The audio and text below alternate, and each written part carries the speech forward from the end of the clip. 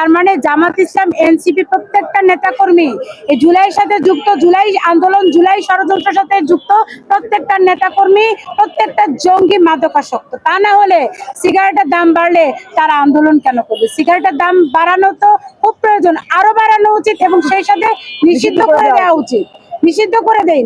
আমরা অনেক সময় দেখি কি মসজিদ থেকে বেরিয়েছে, মসজিদ থেকে বেরিয়ে ভাই টুপিটাও খুলে না সিগারেট ধরায়, কারণ ওই নামাজের 20 মিনিটও তাদের সহ্য হয় না, তারা এত মাদকাসক্ত।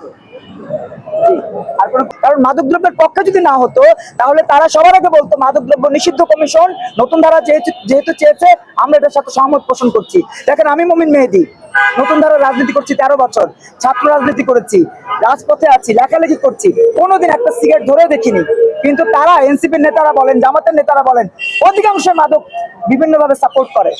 আর এই কারণে তারা মাদকদ্রব্য মূল্যের কমানোর দাবিতে তারা আন্দোলন করে, কিন্তু মাদকদ্রব্য নিষিদ্ধ তারা চায় না। আমরাও উদাত্ত আহ্বান জানাবো সরকার এই বাজেটে মাদকদ্রব্য নিষিদ্ধের উদ্যোগ নিবে, যাতে করে বাংলাদেশের কোনো প্রান্তে একটা ইয়াবা, একটা গাঁজার পোটলা, একটা সিগারেট বিক্রি করবার কোনো উদ্ধত্ত রকমের পদক্ষেপ কেউ নিতে না পারে, কেউ কিনতেও না পারে, কেউ বিক্রিও করতে না পারে, সেটা আমরা দাবি জানাচ্ছি।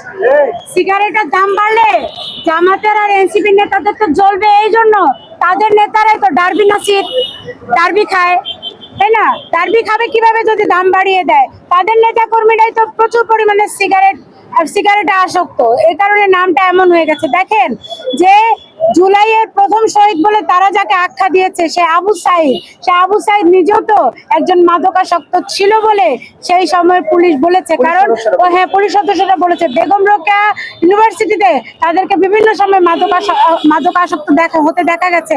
যদি কোনো মানুষ মাদকাসক্ত না হয় তাহলে সে কিভাবে গিয়ে রাবার বুলেটের সামনে গিয়ে টাইটানিকের স্টাইলে 2 হাত বাড়ায়? এটা তো সম্ভব না। যেখানে রাবার বুলেটের জীবন যায় না সেখানে সে রাবার বুলেটের সামনে নাটক করতে করতে গিয়ে 2 হাত প্রসারিত করেছে, তার মানে সে মাদকাসক্ত ছিল, সে জানেই না কোথায় কি করছে। তার হাতে লাঠিও ছিল, রাবার বুলেটকে সে লাঠি দিয়ে নিয়ন্ত্রণ করার চেষ্টা করেছিল। তার মানে জামাত ইসলাম, এনসিপি প্রত্যেকটা নেতাকর্মী এই জুলাইয়ের সাথে যুক্ত, জুলাই আন্দোলন, জুলাই ষড়যন্ত্রের সাথে যুক্ত প্রত্যেকটা নেতাকর্মী, প্রত্যেকটা জঙ্গি মাদকাসক্ত। তা না হলে সিগারেটের দাম বাড়লে তারা আন্দোলন কেন করবে? সিগারেটের দাম বাড়ানো তো খুব প্রয়োজন, আরো বাড়ানো উচিত এবং সেই সাথে নিষিদ্ধ করে দেওয়া উচিত, নিষিদ্ধ করে দেন। আমরা অনেক সময় দেখি কি মসজিদ থেকে বেরিয়েছে, মসজিদ থেকে বেরিয়ে ভাই টুপিটাও খুলে না সিগারেট ধরায়, কারণ ওই নামাজের 20 মিনিটও তাদের সহ্য হয় না, তারা এত মাদকাসক্ত।